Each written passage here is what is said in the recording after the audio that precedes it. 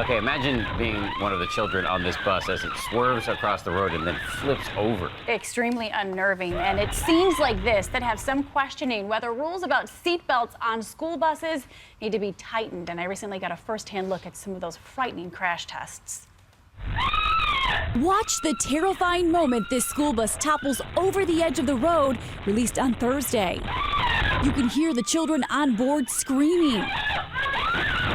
And Friday, another frightening scene near Birmingham.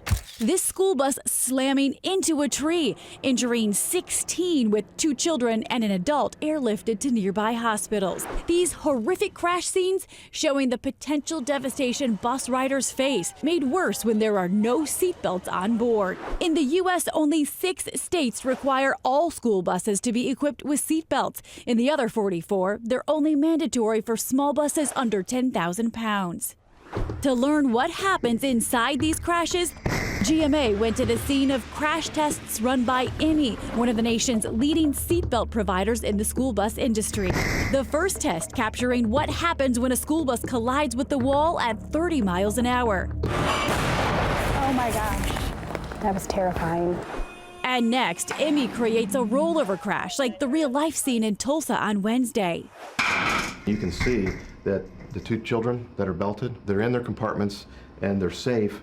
The children that are unrestrained, they're thrown throughout the vehicle and they hit hard surfaces. The National Highway Traffic Safety Administration, which regulates schools' transportation vehicles, told ABC News in January they are now looking at the issue, but still haven't required a mandate for seatbelts on school buses, saying their large structure makes them safer than cars. If seatbelts save lives, why isn't there a federal mandate? This issue is going to be looked at to see whether or not there's more for us to do. Seatbelts unquestionably save lives.